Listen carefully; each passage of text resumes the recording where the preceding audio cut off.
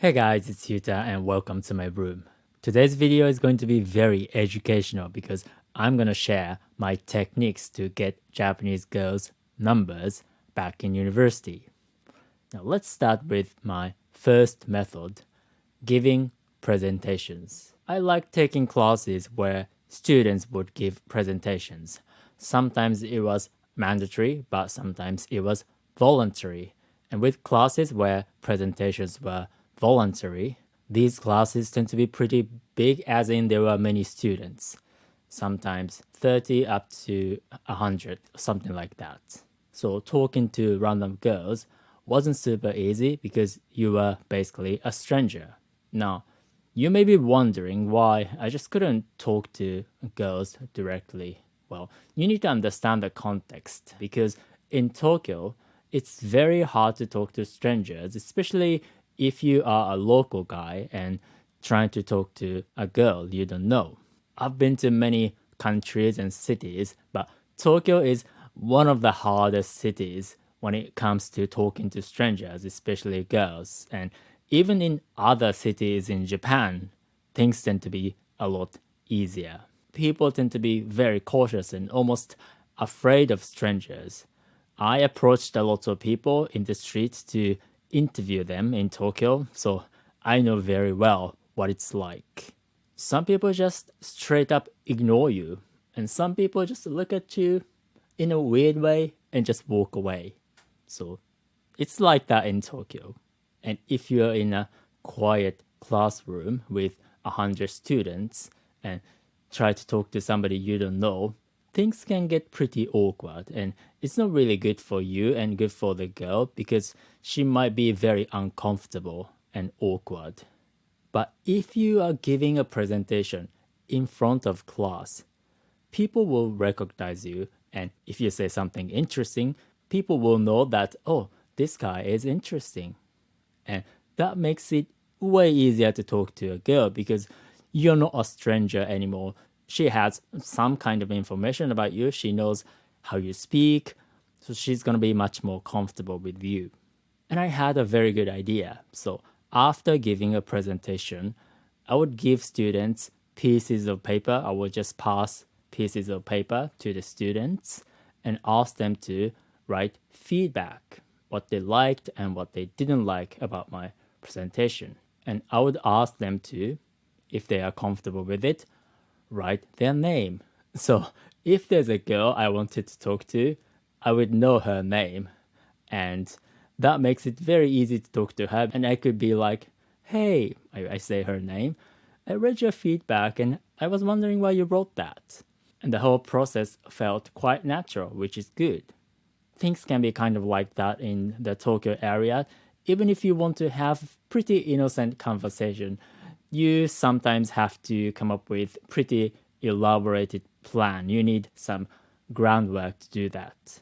And that leads to my second technique, drinking party. So sometimes if you go to Japanese university and you are taking a class, after the end of the semester, people can organize a drinking party, which is pretty much going to a restaurant or an izakaya with their classmates. It can happen during the semester, but I think it's more common to do it at the end of the semester. And interestingly, Japanese professors can be very friendly. So sometimes it's the professors themselves who organize that kind of event. Can I say an event? That kind of after class party. But it doesn't always happen because nobody is organizing it. And that's when I thought, well, I could organize such a party. So what I did is basically ask the professor, hey, I'm thinking of having this class dinner or class drinking party. Is it okay if I ask the class to give me their contact information so that I can organize the party? And they always said yes. I don't think they've ever said no because they also wanted to join that kind of party. And if you are organizing the party, everybody will know you, everybody will recognize you, and everybody will know, oh, this is the type of guy who can be a leader which of course is a very good thing. And if there was a girl I wanted to talk to, well, I got her contact information and I could even text her, hey, I'm not sure what kind of restaurant that people are into, so can you give me some suggestions? And I could naturally start to talk to her. And at the restaurant, since I'm the one who's organizing, I can pretty much talk to everybody. And I can even say something like, hey, let's swap seats, let's reorganize seats, things like that. And on top of that, everybody is happy that somebody is organizing the party. Because the thing is, a lot of people want to participate, but they just don't want to be a leader. So if you're the one who is organizing, people will say, oh, thank you very much for organizing it.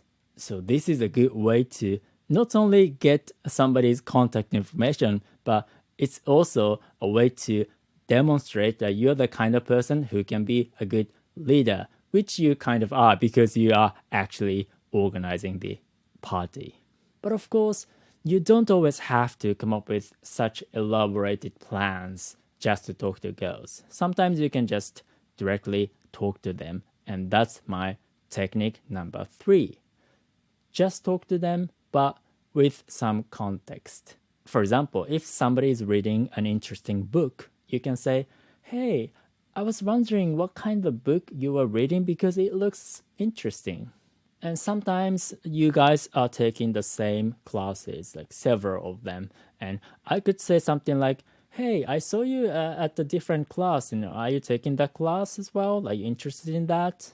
That was also possible. But one thing I did was like sometimes if you're in a classroom with 100 students and everybody is quiet, and if you start talking, everybody can hear you, so things can get quite awkward. So I'd often approach somebody outside a classroom because it's way lower pressure, or maybe after class when everybody's leaving, so there are some noises. So even if you start speaking, like nobody is going to pay attention.